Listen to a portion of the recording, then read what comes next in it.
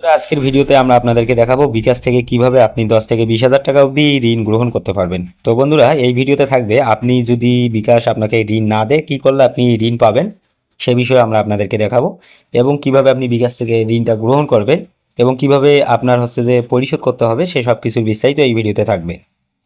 তো বিকাশে আপনি আসার পর এখানে লোন বলে অপশন আছে, এখানে ক্লিক করে দিন। ক্লিক করার পর আপনি এখানে দেখতে পারবেন আমাদের কিন্তু অলরেডি লোন এখান থেকে নেওয়া রয়েছে।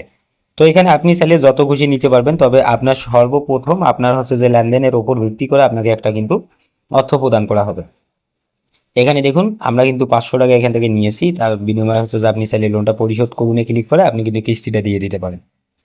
500 টাকার মধ্যে মাত্র আপনার সুদ নেবে যে 60 টাকা, আর আপনি যদি 20,000 টাকা ঋণ এখান থেকে গ্রহণ করেন তার মধ্যে আপনাকে দিতে হবে 150 টাকা। তো বন্ধুরা দেখুন, 20,000 টাকার আপনার ঋণের পরিমাণ থাকলে আপনাকে 3 মাসে যে ঋণটা পরিশোধ করতে হয়। তো এখানে দেখুন আপনার যখন লোন অপশনে আপনি আসবেন, এখানে আবেদন বলে অপশন থাকবে অথবা লোন নিন বলে একটি অপশন শো করবে। তো এখানে ক্লিক করে আপনি কিন্তু অটোমেটিকলি আপনার বিকাশের পিন দিয়েই কিন্তু এখান থেকে ঋণটা গ্রহণ করতে পারবেন।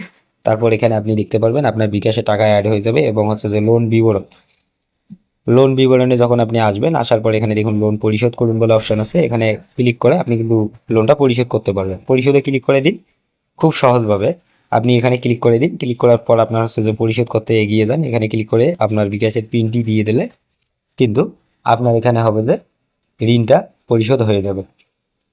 তো এখানে দেখুন খুব সহজভাবে কিন্তু ঋণ নিয়ে আপনি পরিশোধ করতে পারেন। তো এখন চলুন আমরা আপনাদেরকে দেখাই যে আপনি যদি বিকাশ থেকে ঋণ না পান সেক্ষেত্রে আপনি কি কাজটি করলে বিকাশ আপনাকে ঋণ দেবে।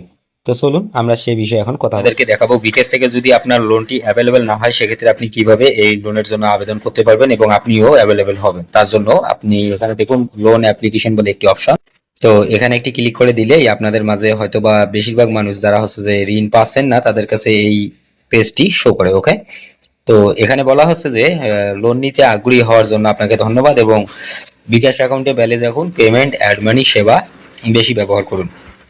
এখানে আর একটা সঠিক তথ্য যেটা মূলত আমাদের এখানে যে দেখায় যে প্রবলেমটা আমাদের যে কেওয়াইসি ভেরিফিকেশন, এটাকে আপনার অবশ্যই করতে হবে তথ্য হালনাগাদ যেটাকে বলা হয়।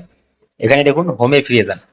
তো আপনাকে বলছে যে পেমেন্ট এবং আপনার যে মোবাইল রিচার্জ অথবা বিদ্যুৎ বিল এইগুলো কিন্তু আপনাকে বেশি বেশি করতে হবে। তো এখানে দেখুন পেমেন্ট এই অপশনটি আপনি বেশিরভাগ একটু ইউজ করবেন, আর এখানে যে পে বিল এই বিষয়টা একটু দেখবেন। আর এখানে যে সেভিং বলে অপশন আছে, সেভিং যে একটি সঞ্চয় জমা রাখতে পারবেন আপনি এখানে। আর যদি এই সেভিংটা যদি আপনি অ্যাক্টিভ করেন সেক্ষেত্রে আপনার লোন কিন্তু এখনই অ্যাভেলেবেল হবে। এখানে সম্মতি দিনে ক্লিক করবেন। তারপর আপনি এখানে দেখতে পারবেন আপনার যে ইটিন আয়কর সনদ এবং সাধারণ জিজ্ঞাসা নতুন সেভিং খুলুন। আপনি যদি এখানে ক্লিক করেন এখানে দেখতে পারবেন আপনি এই সেভিং খোলা মাত্রই কিন্তু আপনি ঋণের জন্য অ্যাভেলেবেল হবেন। আর এটা মূলত আপনার যে মুনাফা ভিত্তিক এবং সাপ্তাহিক ও মাসিক জমা আপনি দিতে পারবেন এখান থেকে। তো এখানে ধরুন আমরা মূলত যে ডিপিএস এর ধারণ আমরা এখানে বেছে নিব সাপ্তাহিক অথবা যে মাসিক। আমি যদি মাসিক যদি দেই সেক্ষেত্রে এখানে দেখুন মেয়াদ বেছে নিন 48 মাস। আপনি যদি এটা করেন সেক্ষেত্রে এখানে দেখুন ক্লিক করে দিবেন, এখানে জমার পরিমাণ বেছে নিন। এখানে দেখুন আপনি কত করে দিবেন, 1000 দেওয়ার পর আপনি এগিয়ে জানে ক্লিক করুন। ক্লিক করার পর এখানে আপনারা দেখতে পারবেন যে এর যে মোট আপনাকে প্রদান করা হবে কত সেগুলো কিন্তু এখানে দেখাবে।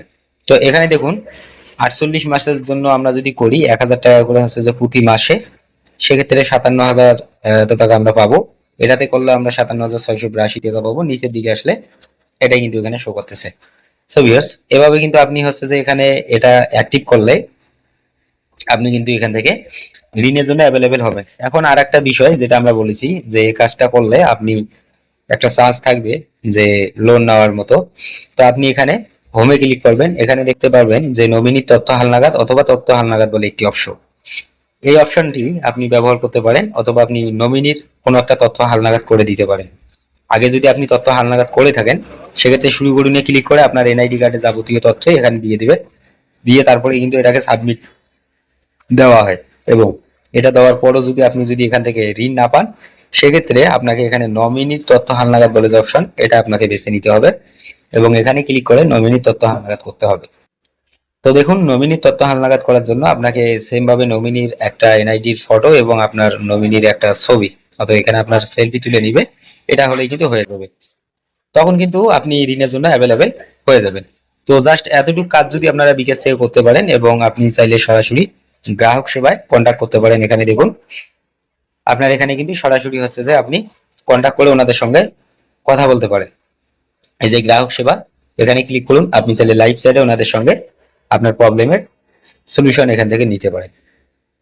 সো বন্ধুরা, আজকের ভিডিওটা আমরা এতটুকুই রাখবো।